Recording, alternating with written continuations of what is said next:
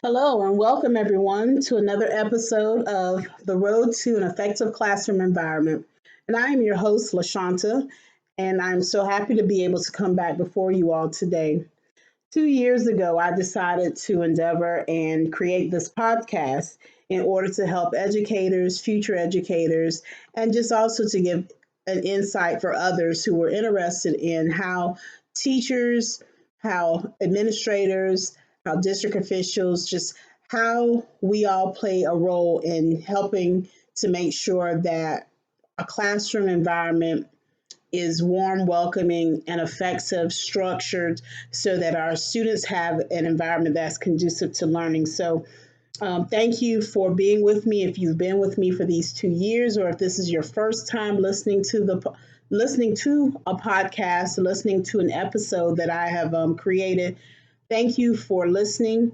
Um, Also, if you have an opportunity, please send me an email. Let me know, what do you think? What are some things you might want to see added to an episode? My email address is my first name, LASHAWNTE, the number six, at gmail.com. And just drop me a line and let me know if you've enjoyed the episodes thus far. Today is April 5th, 2020, and at this point, education is pretty much at a standstill in the brick and mortar classrooms, but it's thriving in the home based instruction. We have where over 50 million children are impacted by our schools closing statewide across the country. All 50 states have closed classroom doors for some period of time. Some have given dates of May 1st before children can return back to the schools, May 15th, or some other variation. But you also have those schools that have decided not to open back up for the remainder of the school year. States such as Georgia, Indiana, California, just to name a few. But 50 million children in the United States are affected by our school doors being closed. And I have taken this data, the statistics from ballotpedia.org. Every district is dealing with the crisis according to their needs.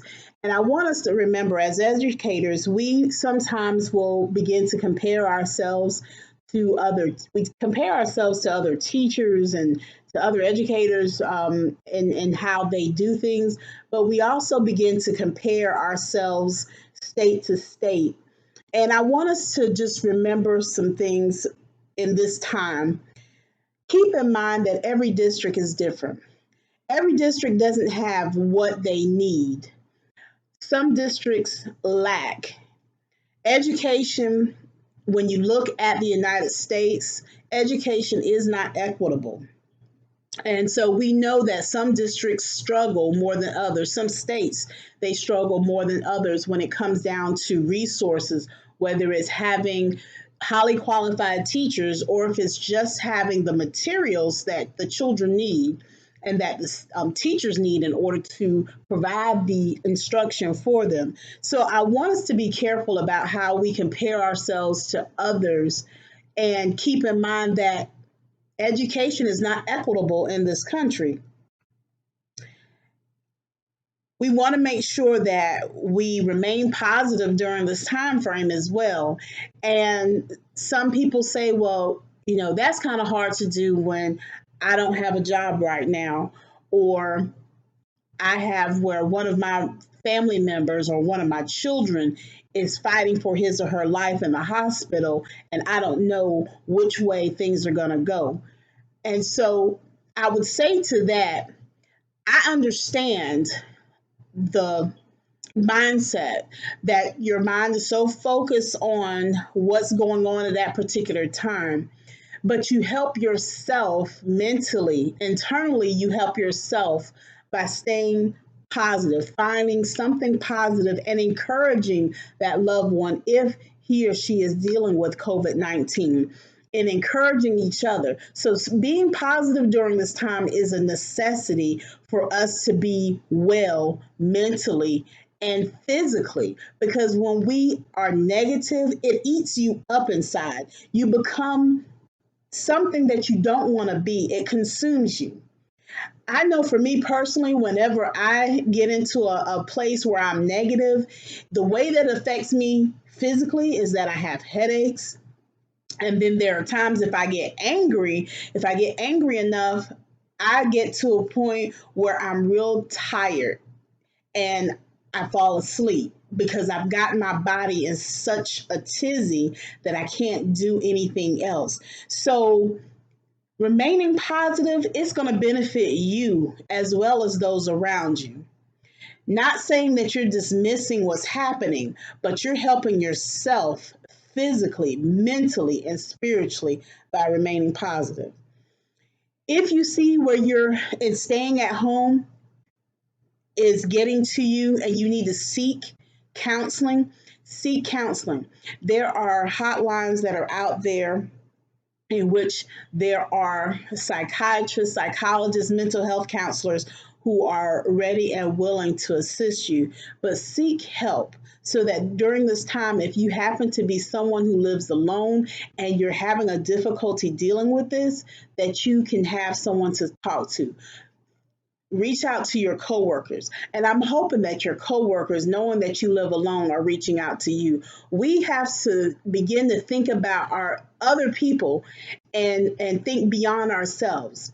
We have our family, but it doesn't hurt to each day pick one person that you know of who lives alone and reach out to that individual and make sure that that person is doing well. So we're in this together. Keep the faith. Keep the faith.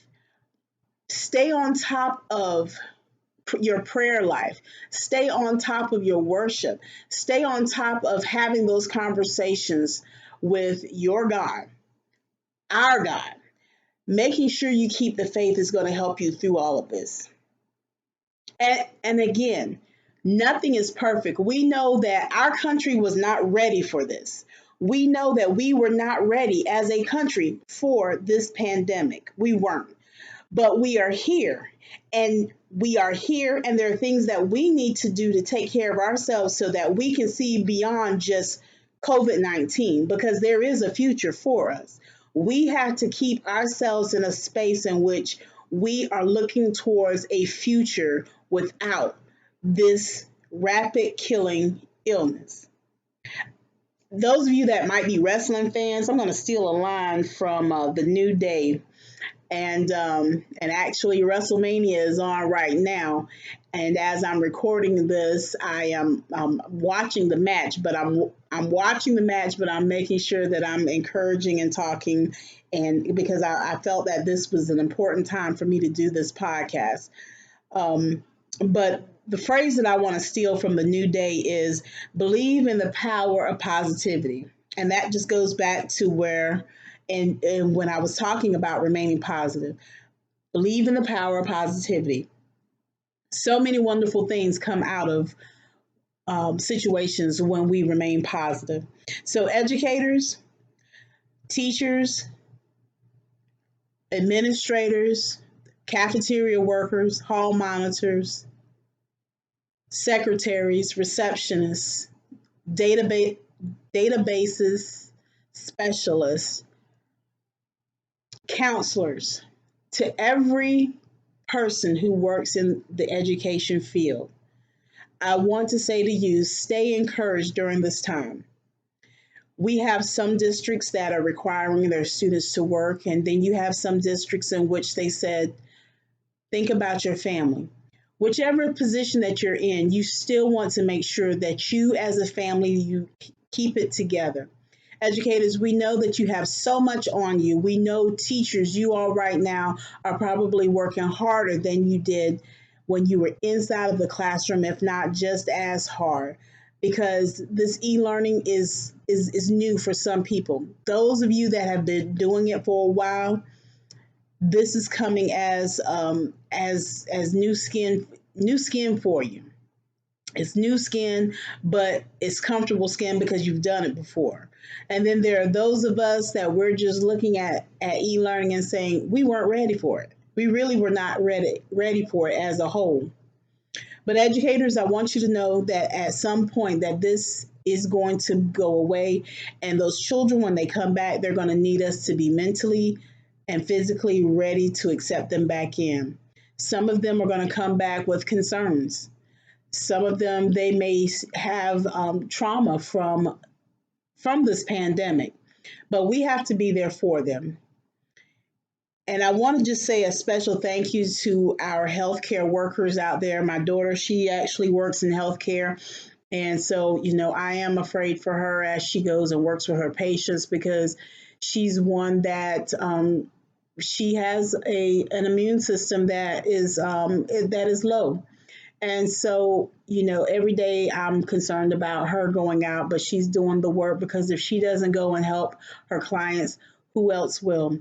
So I say a special prayer each night for our healthcare workers and educators. Let's support them as well. We we know our parents are dealing with a lot right now at home, and we have to make sure that we think about them and how they're having to be there for their children. And some of them are at home without a job, and they are not sure of when they're going to be able to go back to their employment. So we have to keep that in mind as we make these requirements of what assignments we want them to complete. We have to keep in mind that we have parents, that there are some parents that they are not considered essential workers. Their jobs are not considered essential, and they've been closed. Their workplaces have been closed, and they may or may not be receiving money at this time. So they're dealing with that mental anguish as well, on top of having to teach the children. But this is also a good time for parents to reconnect if they haven't had an opportunity to connect with their children. Many times they may be too busy. So this is also an opportunity for parents to reconnect with their children and to help them with their classwork, the work that you all are providing for them. Again, we're looking at this pandemic and hoping that things will clear up really soon, so that we can get back to our schools and we can get back to educating our children. But until then, educators, keep in mind that no matter whether you're in a classroom or in front of a computer, you are still an educator. You will always be a teacher, no matter what your job title is. We are all teachers. We are there for our children emotionally, socially, and our districts are having to figure out how to deal with those social emotional needs of the students.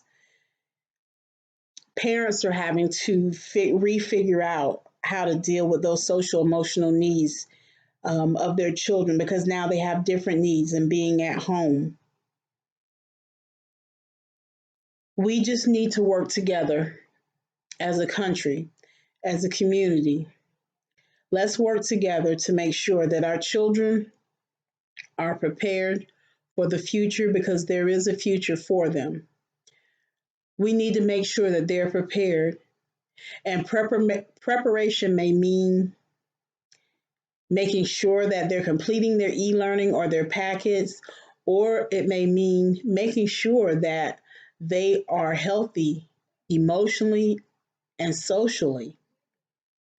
But we have to gauge the needs of our students. We have to gauge the needs of our children. And we as a country, we will come together and we will rise above this. This has been The Road to an Effective Classroom Environment. And I am your host, LaShanta. And again, let's stay in this together. Let's remain positive so that we can be there for our children and welcome them back to our classrooms and schools.